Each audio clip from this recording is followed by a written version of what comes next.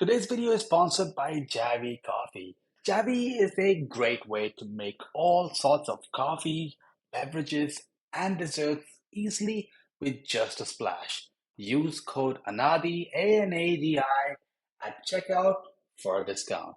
So this entire month I've made lots of pumpkin-based recipes, and today's going to be the last focused pumpkin recipe. I'm going to be making a nice pumpkin pie with a homemade pumpkin puree, so let's get on with it right now. So I'll be using a pre-made frozen crust which I've defrosted here, just on the countertop, nothing special. And you want to par bake this first so that we can make sure that the topping, the filling, the pie filling on the top cooks and the crust is cooked as well. So we're going to kind of start that cooking process before adding the filling in. Now as the pie bakes, there's obviously water in the crust, right? It's going to steam, and we don't want steams to like create bubbles and then just like puff up. So what you want to do is add a parchment paper that I've cut in a circle to cover that bottom, and then to add like weight on it so it stays nice and flat on the bottom. You add some pie weights, or in my case, just some dried beans. Now the pie weights are pretty cheap as well. You get ceramic ones for about 10-12 Canadian dollars, so you can check that out. And I don't bake that often, but if I find myself baking a lot, making more crust, then I would consider getting these pie weights for my use. And you do want to make sure that it's kind of flat in one single layer, and it's just going all around. Now, before we bake it, let's make a quick egg wash. You just need a splash of milk and one egg.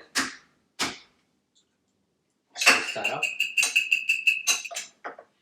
Then, using a nice pastry brush, we're going to brush the edges. Now, place this in the oven. And now we'll bake it for about 10 to 12 minutes. So it's been 10 minutes, and here's what we have. As you can see, the edges have a nice golden brown crust, and it just is smelling so good.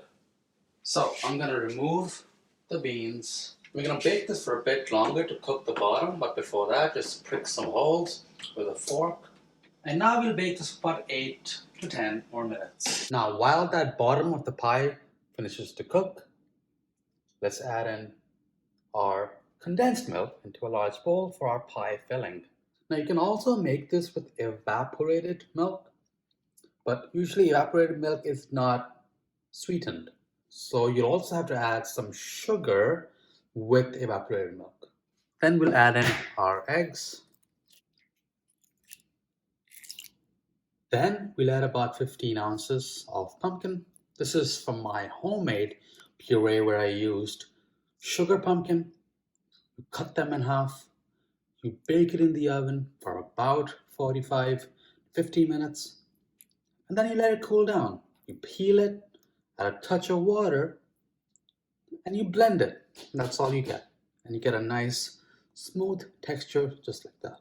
Add your butter, add in a tablespoon of pumpkin spice. I'll link this down below. And I'm also going to add in about a tablespoon of Javi coffee concentrate. And I don't know what it is, but I just love tasting just that hint of coffee in my desserts. And Javi is just a great way to add a touch of it, and you get lots of flavor, and you don't have to bother with brewing, coffee or making an espresso. It's just so easy. And then we just mix all of this together. Great. So our pie crust is now ready. So now we can fill this up with our batter. Now you don't want to fill this all the way to the top. I'm going to keep some of that rim. Now that looks good to me. Then move the pie carefully into the oven, and once the crust is looking good, just cover it with foil so it doesn't get too brown.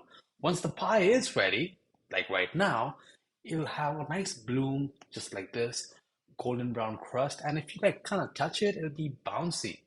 The left one here, that was my first attempt, and it's my first pie ever, so give me a break. But you can see that the texture is a bit different. This is the one that I think is the best one compared to this one, where you can see it's a bit more bubbly on the top and a bit drier looking. So you want to make sure that the pie is jiggly and not wet and just soft and bouncy to touch. Here I'm slicing through it with a sharp paring knife. Make sure you go all the way down to cut the crust and not just the pudding or the pie part.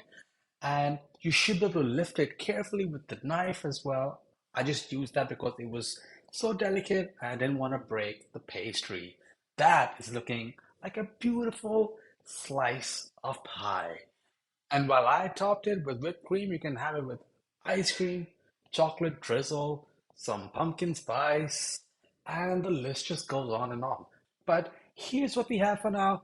If you need more holiday dessert ideas with pumpkin, then I bet you love my pumpkin banana bread pudding recipe as well. And with that, I'll see y'all on the next one. Be sure to subscribe and hit the bell icon.